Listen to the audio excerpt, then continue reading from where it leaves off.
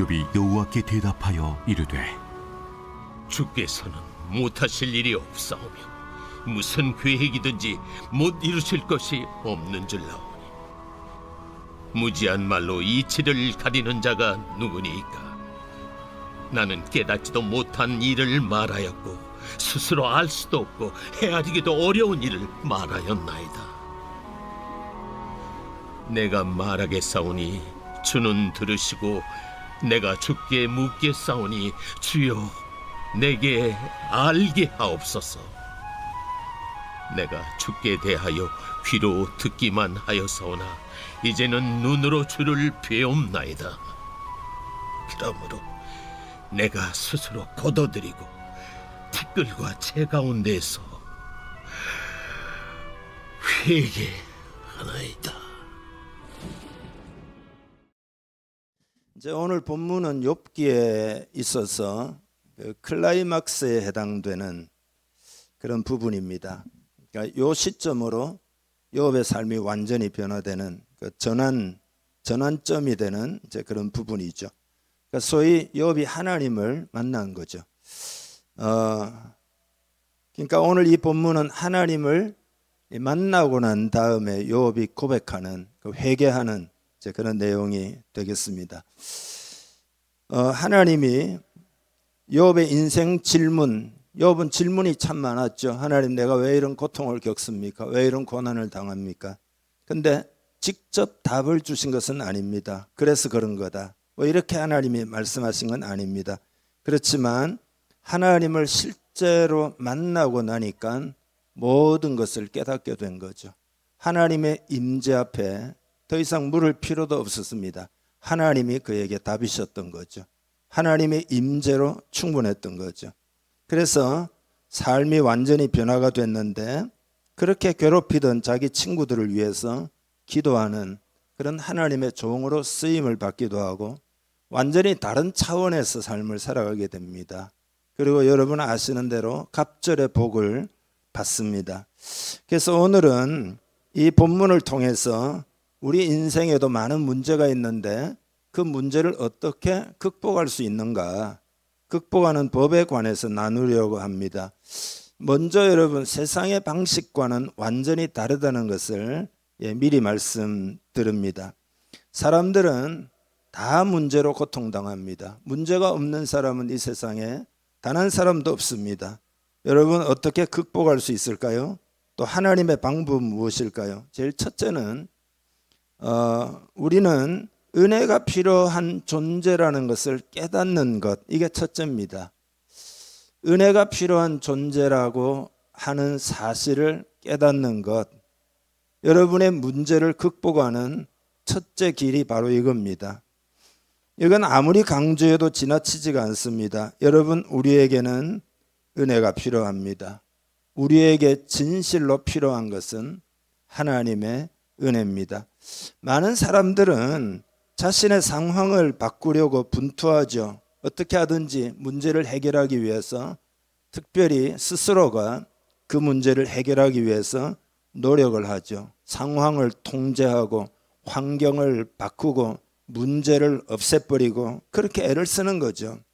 그러나 여러분, 내가 어떤 문제나 상황을 통제할 수 없다는 것을 깨달아야 합니다. 그러니까 여러분, 일어나는 문제를 우리가 어떻게 다 막겠습니까? 바닷가에 밀려오는 파도를 내가 어떻게 다 막을 수 있겠냐, 이 말이죠. 그렇지만 사람들은 주구장창 그 문제를 없애려고만 애를 씁니다. 이 문제가 없으면 좋겠다, 저 문제가 없으면 좋겠다. 장애물이니까 없애려고 하는 거죠. 그것을 위해서 모든 에너지를 다 투자합니다. 환경을 바꾸고, 그죠? 장애물을 걷어치우고 내가 원하는 상황을 만들려고 얼마나 분투하는지 모릅니다. 그러나 여러분, 내가 문제를 없애는 것은 지극히 한계가 있죠. 다 없앨 수가 절대 없습니다. 그래서 하나님 앞에서 이런 현실을 인정하고 문제가 생기는 것은 내가 어찌할 수 없다. 그건 내 소관이 아니다. 내가 문제 상황을 통제할 수는 없다. 이건 내 몫이 아니다. 이렇게 내려놓을 줄 알아야 합니다. 우리 방금 전에 찬송을 부른 대로 내가 상황을 통제하는 것은 불가능하다. 내가 문제가 없도록 만들고 그런 환경을 만드는 것은 불가능하다. 물론 여러분, 이것은 무슨 체념하거나 포기하거나 그런 이야기가 아닙니다. 반드시 극복을 해야 되지만 다만 우리에게는 그런 문제를 극복하는 일에 있어서 하나님의 은혜가 필요하다는 것을 깨달아야 한다는 뜻입니다. 그래서 하나님, 저에게 은혜를 베풀어 주십시오. 이게 가장 중요한 고백입니다. 그러니까 은혜가 필요한 존재라고 하는 것을 정말 우리 가슴 깊이 그리스도인들은 깨달아야 합니다. 여러분, 우리는 그런 존재입니다.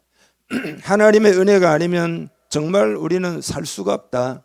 하나님의 은혜가 아니면 우리는 아무것도 아닌 거죠. 그래서 하나님 앞에서 자신의 한계를 발견하는 것이 하나님으로부터 은혜를 받는 기본 중에 기본입니다. 그러니까 욥은 상황을 계속해서 지금까지 하나님 왜 이랬습니까? 왜 이랬습니까? 문제를 치우려고 애를 쓰고 한탄을 하고 그러다가 하나님의 말씀에 집중하면서 하나님의 능력과 무한한 지혜를 알게 되었던 거죠. 깊이 알게 되었습니다. 그러고는 그동안 내가 얼마나 오만했던가 회개하게 됩니다. 이제 그게 우리가 아까 읽은 2절 3절인데 다시 한 번 더 제가 말씀드린 내용을 생각하면서 읽어 보시죠.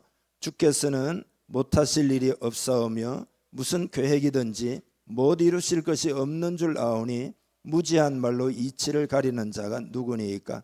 나는 깨닫지도 못한 일을 말하였고 스스로 알 수도 없고 헤아리기도 어려운 일을 말하였나이다.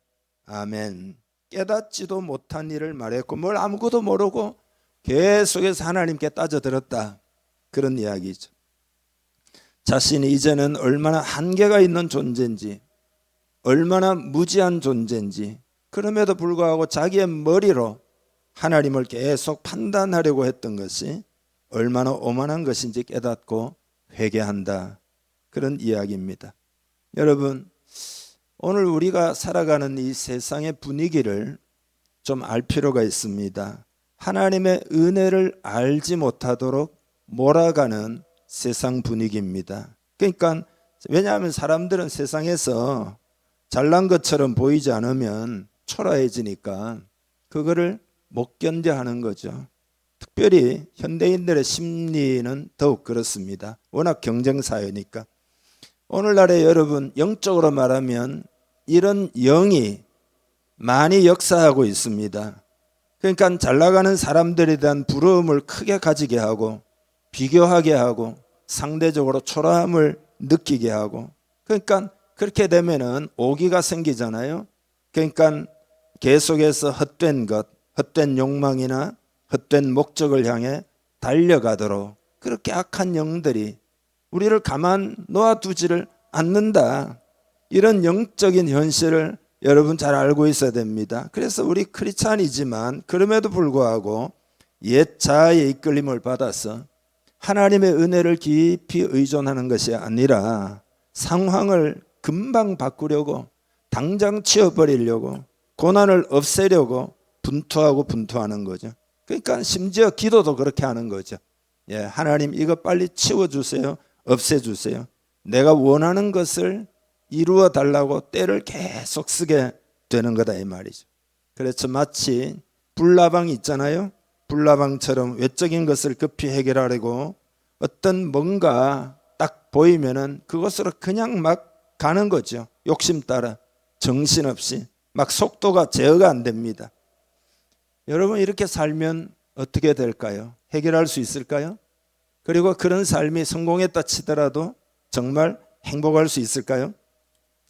우리나라 여러분 잘 아는 이야기입니다만 1960년도에 1인당 국민 소득이 79달러였습니다. 근데 이제 지난해 우리나라가 36,000달러가 된 거거든요. 그러니까 사상 처음으로 일본을 앞지른 것으로 나타났는데, 문제는 뭐냐 하면은 오늘 우리 시대의 우리 국민들이 행복하지 않다는 결론이에요. 그러니까 이건 뭐냐 하면은 지나친 성취 위주의 삶을 계속 살아가니까 인간 관계도 망가지고 가정도 어려움을 겪고 소중한 관계망들이 자꾸 깨어지는 거죠.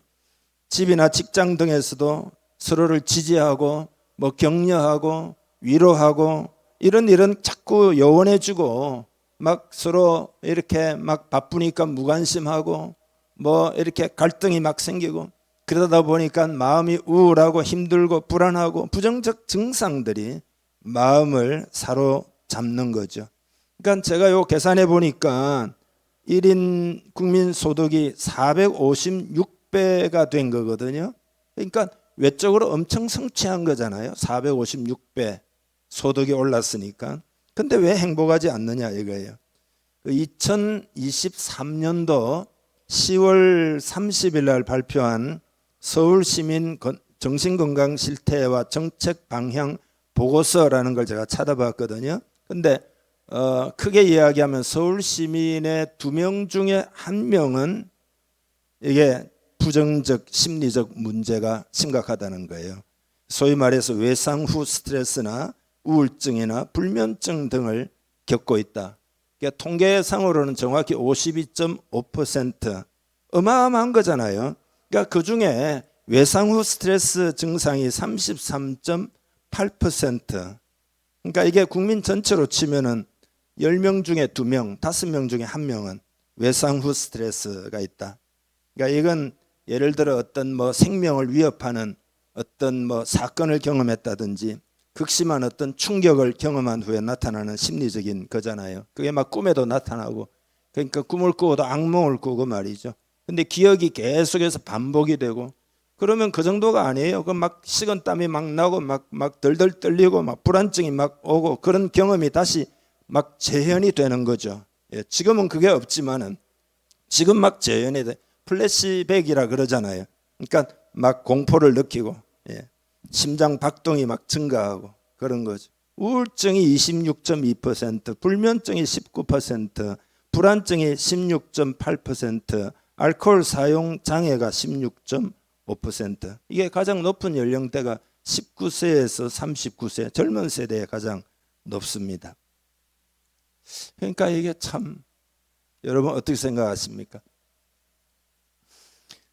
그렇지만 은혜가 필요함을 깨닫고 은혜를 의지하면 상황에 상관없이 하나님의 평강을 체험하는 거죠. 이게 은혜의 능력인 줄 믿습니다.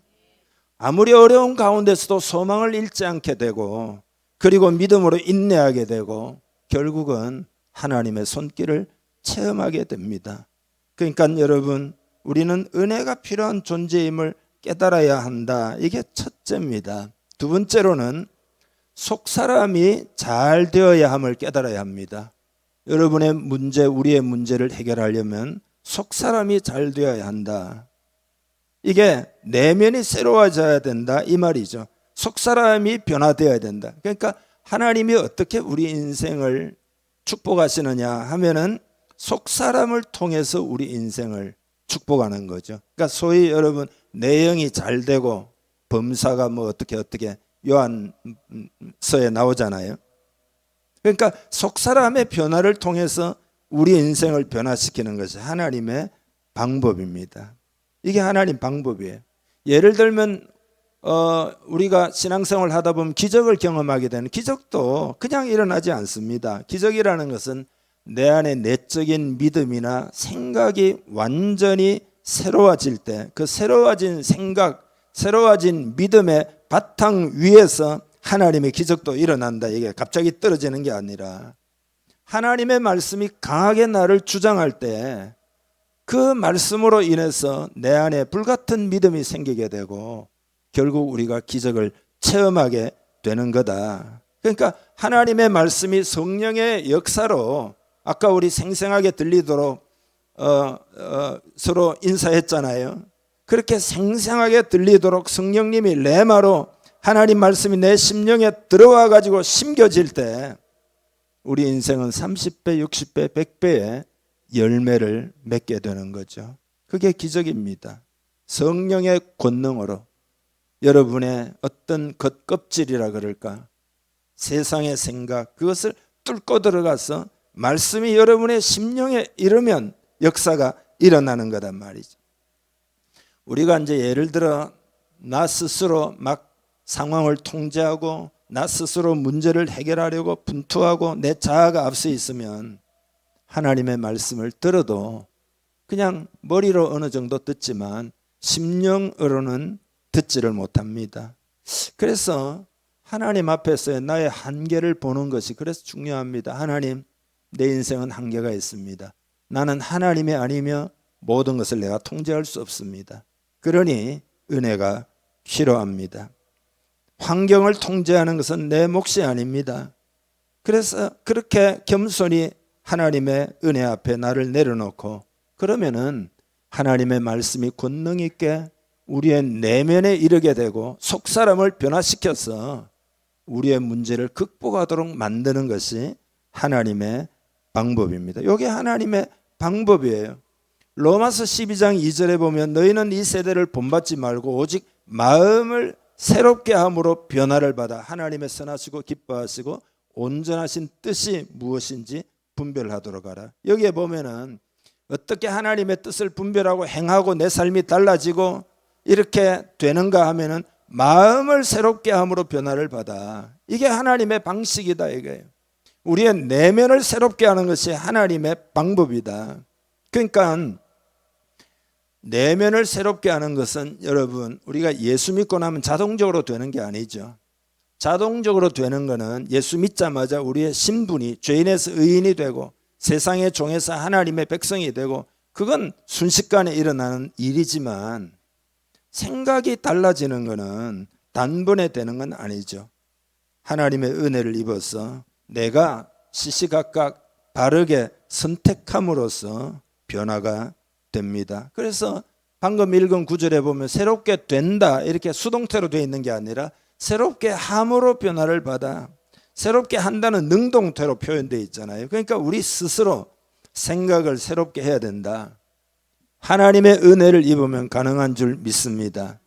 새로운 생각이 하늘에서 갑자기 뚝 떨어지는 것이 아니라 우리가 예수 믿고 나도 여전히 생각은 옛 생각이에요. 그렇지만 당장 변화는 안 되지만 변화가 시작되는 거다 이 말이죠. 시간은 걸리지만 분명히 변화가 일어나는 거죠.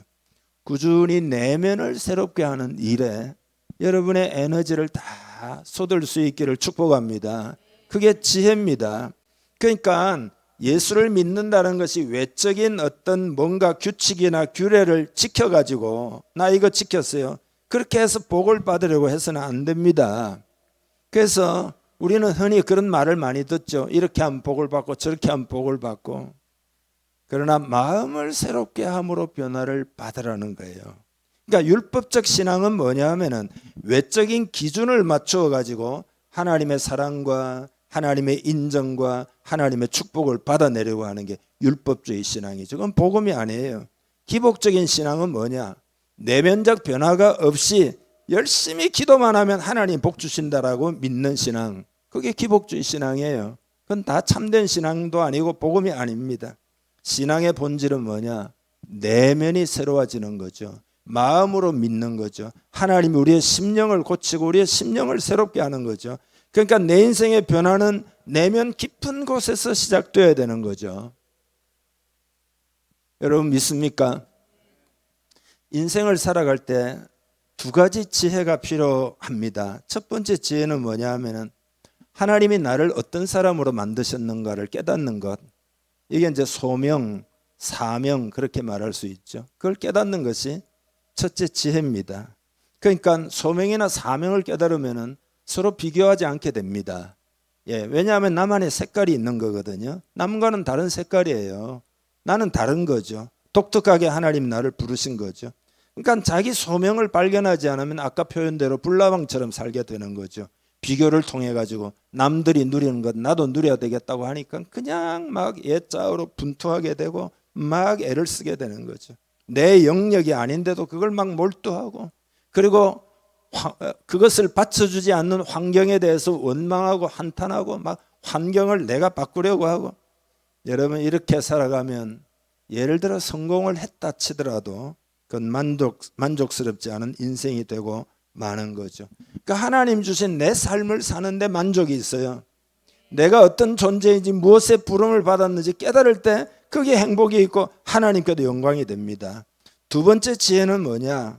내면을 바꾸어서 문제를 극복하고 결국 하나님의 은혜와 하나님의 인도하심을 체험하는, 그렇게 할 줄 아는 게 두 번째 지혜입니다. 그러니까 뭐 이게 없어서 안 되고 저게 없어서 안 되고 이런 게 아니란 말이죠. 나의 내면을 바꾸려고 하는 게 지혜예요. 이런 지혜를 소유하시기를 주님의 이름 축복합니다. 오늘 여러분 지혜로워져서 세상으로 파송받아 나가기를 축복합니다.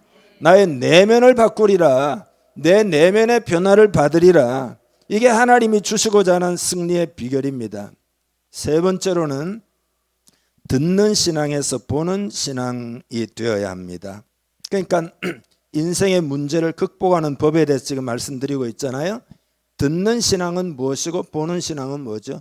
듣는 신앙은 배워서 아는 신앙이고, 보는 신앙은 뭐죠? 내가 경험한 신앙이죠. 내가 하나님을 만난 거죠. 그러니까 결국은 오늘 욥의 고백을 보면 내가 주께 대하여 귀로 듣기만 하여 싸우나 이제는 눈으로 주를 배웁니다. 그러니까 고난의 문제를 어떻게 해결했느냐? 고난 자체가 사라진 게 아니에요. 하나님을 만남으로써, 하나님을 체험함으로써 해결했다 이 말이죠.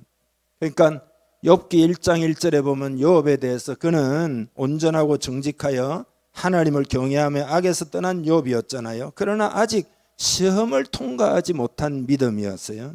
그러니까 고통 가운데 계속 의문을 품고 탄식하고 한탄하고 힘들어하고 자기 의를 주장하면서 하나님께 따지면서 믿음도 많이 흔들렸죠. 그러니까 듣는 믿음은 배운 믿음이라 말씀드렸잖아요. 배운 믿음은 삶의 큰 어려움을 겪을 때 흔들리게 됩니다. 그래서 욥도 무기력함에 몸서리치게 됐던 거죠. 이제는 눈으로 주를 배움나이다. 하나님을 만났다. 상황은 하나도 변한 게 없어요. 그렇지만 하나님을 만나고 평강을 체험해요. 질문할 필요가 없어요. 하나님의 임재를 체험하고 나니까 자기의 인생의 모든 의문들이 다 풀리는 것을 경험하게 됐단 말이죠. 그래서 자아를, 자기의 옛 자아를 진심으로 회개하게 된 거죠. 그러니까 여러분, 종교에서는 죄를 회개하죠. 그러나 예수 안에 있는 복음 안에서는 우리의 자기의, 우리의 의를 회개하는 것, 이게 진짜 회개예요. 우리의 의를 회개할 수 있다면 그건 복음 안에 들어온 사람의 모습입니다. 그래서 완전히 변화를 체험한 거죠. 주께 대하여 귀로 들은 이론적인 신앙을 가지고 있었지만 이제는 체험적인 신앙으로 변화가 된 거죠. 여러분, 신앙생활 하다 보면 열심히 배우죠. 이것도 배우고 저것도 배우고 다 중요하죠. 말씀 배워야 하잖아요. 그러나 지식에 머물면 안 되는 거죠. 배웠다고 해서, 알고 있다고 해서 그게 내면화된 건 아니죠. 삶 속에서 실제로 그 말씀을 막 적용해서 분투하는 가운데 체험해 보아하지 않았기 때문에 사실 그 지식은 내 것이 아니죠. 그냥 정보인 거죠. 오늘날 지식 시대잖아요. 그러니까 사람들은 지식을 얻기 위해서 어마어마한 투자를 합니다. 그리고 지식을 힘이라고 생각을 하기 때문에 투자하고 또 지식을 자랑합니다. 지식은 살아가는데 도움을 주는 건 틀림이 없습니다. 오늘 이 시대에 지식이 없으면 고생을 많이 하겠죠. 그래서 전문적인 어떤 부분이 자기에게 있어야 되죠. 지식이 정말 중요하죠. 그러나 진짜 중요한 문제를 만나면 이 지식은 아무 소용 없다는 것을 우리는 경험하게 됩니다. 그게 인생의 한계예요. 아무리 지식을 쌓았다 하더라도, 예를 들어 염려가 찾아와서 불면증에 시달리게 되면, 내가 아무리 불면증은 뭐고 아무리 지식을 알아도 그걸 해결할 수가 없어요. 잠을 잘 잘 수 있는 10가지 방법을 알고 있다고 하더라도 염려로 인해서 뜬 눈을 보내게 돼요. 그걸 해결이 안 된다 이 말이죠. 그러니까 신앙생활이 그런 거라 이 말이죠. 성경 지식을 쌓았다고 해서 그게 능력이 되는 게 아니에요. 욥은 내가 주께 귀로만 듣다가 이제는 눈으로 봅니다. 하나님 만나고 보니까 나는 많이 알고 있다고 생각했는데 정말로 나는 모르고 있습니다. 나는 죄인이며 나는 참 부족합니다. 하나님의 은혜가 필요합니다. 그랬다는 거 아니에요. 많은 사람들이 신앙생활을 할 때 귀로 듣기만 하는 상태에 머물러 있습니다. 경험적인 신앙이 되어야 합니다. 그러니까 욥은 처절한 고난의 과정에서 하나님을 구체적으로 경험한 거죠. 배운 하나님이 아니라 이제는 아는 하나님이 된 거죠. 하나님은 사랑이시다. 예를 들어 그렇지만 고난을 통과하게 되면은 옛날에 내가 하나님 사랑이다 라고 한 건 그건 교리였다는 것을 알게 돼요.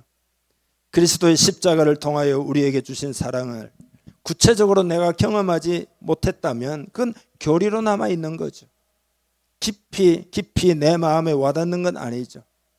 시편 34편에 보면은 너희는 여호와의 선하심을 맛보아 알지어다.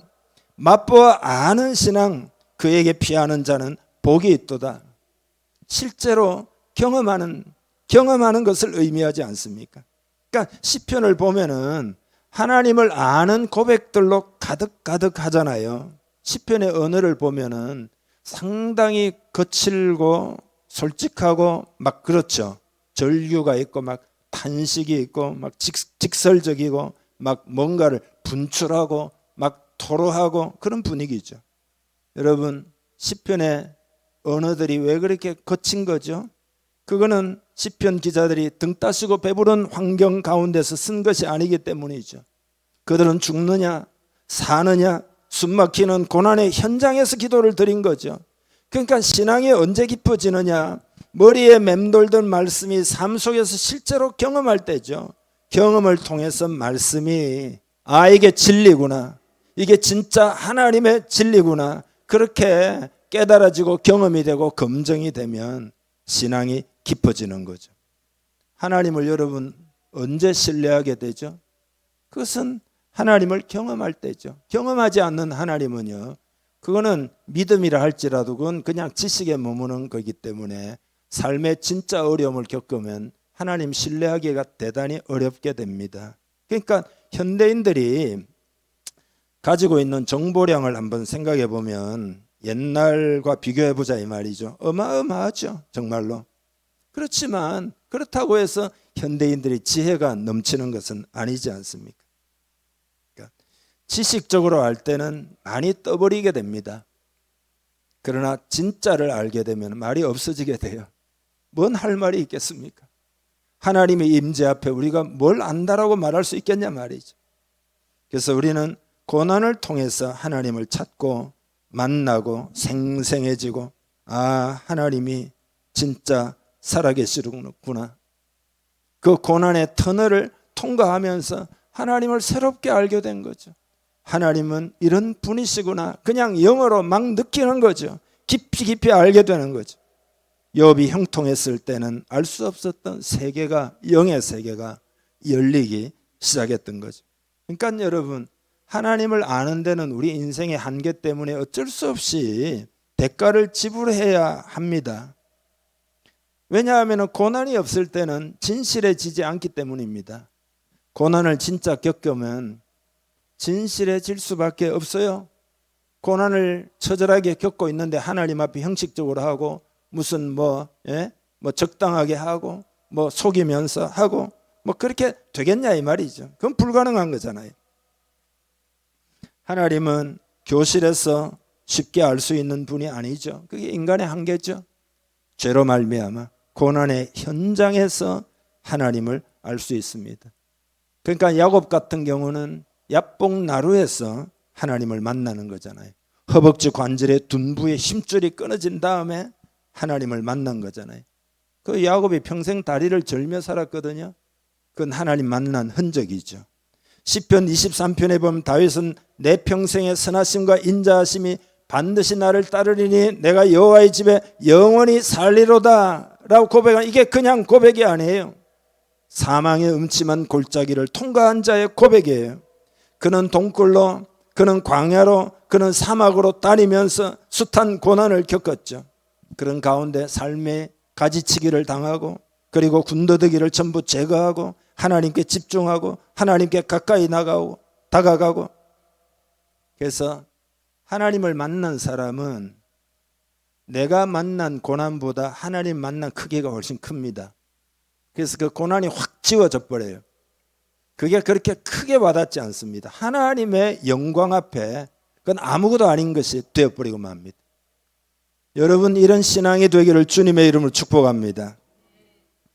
기도가 뭔지도 사실 평소에는 잘 몰라요. 그냥 형식적으로 기도하고 하라니까 하고 또 좀 해야지 그리스도인이지 이렇게 해서 의례적으로 하다가, 그러나 고난을 통과하게 되면 그 기도라는 것이 그냥 입에서 나오는 게 아니에요. 그의 심령에서 나오죠. 그게 성경에 말하는 부르짖는 거예요. 부르짖는 것이 막 쓰고 고함 크게 치고 소리를 크게 치는 것만을 말하는 게 아니에요. 그 가슴에서 나온다 이 말이죠. 그런 기도를 통하여 하나님을 만나게 되는 거죠. 여러분의 기도가 간절해지기를 바랍니다. 여러분의 기도가 부르짖음이 되기를 바랍니다.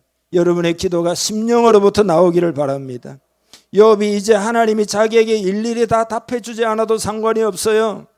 그 전에는 왜 내가 이런 고난을 당합니까? 하나님, 고난 당할 만한 죄를 지은 일도 없는데 왜 이렇게 고난을 당합니까? 했는데 하나님이 또 왜 이렇습니까? 아무리 질문해도 말씀해 주지 않는다고 답답하게 생각하고 하나님 왜 개입하시지 않습니까?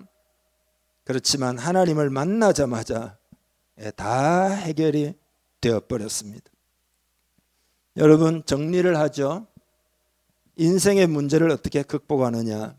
하나님께 가까이 나와서 내 마음을 열어야 되고, 또 하나님이 주시는 것에 대해서 민감하게 캐치하고 반응도 하고, 그렇게 하면은 하나님이 생생하게, 하나님 말씀이 생생하게 다가오죠. 그 말씀이 내 내면 깊은 곳을 변화시키고 든든하게 자리를 잡고 내 중심이 하나님의 임재로 꽉 차고, 그러면 세상이 그렇게 크게 보이지 않습니다. 왜냐하면 하나님이 크게 보이기 때문에 이렇게 문제를 해결하는 거다 이 말이죠. 하나님이 오늘 여러분에게 그런 은혜를 주려 하십니다. 우리 교회도 고난을 많이 겪었죠. 그러나 하나님이 당신을 나타내 보이려 하시는 겁니다. 여러분의 인생에 승리를 주려 하시고, 이 민족도 고난을 많이 겪고 있죠. 그러나 이 과정을 잘 통과하면은 교회가 승리할 날이 옵니다. 크게 하나님께 영광을 돌리게 됩니다. 더 마음을 열고 하나님을 찾는 우리 공동체 되기를 바랍니다. 성령님을 더욱 의지하기를 바랍니다. 겸손이 낮아질 때 우리는 하나님의 은혜를 체험할 수 있습니다. 우리가 높으면 물이 높은 곳으로 가지는 않잖아요. 낮은 곳으로 흐르지 않습니까? 정말로 고난 가운데 낮아지면 그게 끝이 아니에요. 여러분이 고난 당하고 있습니까? 문제를 극복하기를 원합니까? 이걸로 내 인생 끝일 거야, 이런 생각이 여러분 들지 않습니까? 그러나 그게 끝이 아니에요. 하나님이 살아계시죠. 하나님이 여러분을 사랑하기 때문이죠. 하나님이 계획을 가지고 계시기 때문이죠. 하나님이 일하시기 때문이죠. 다 같이 기도하겠습니다. 오늘 말씀을 듣고 여러분 하나님께 응답을 하기를 바랍니다. 하나님이 여러분에게 오늘 하시는 말씀에 대해서 기도 중에 응답하기를 바랍니다. 그렇습니다. 하나님, 욥이 하나님 만난 것처럼 나도 하나님 만나기를 원합니다. 난 은혜가 필요합니다. 속사람을 새롭게 하여 나를 변화시켜 은혜를 주시는 그것도 깨닫습니다. 하나님, 내 인생이 깊어져서 반드시 승리하기를 원합니다.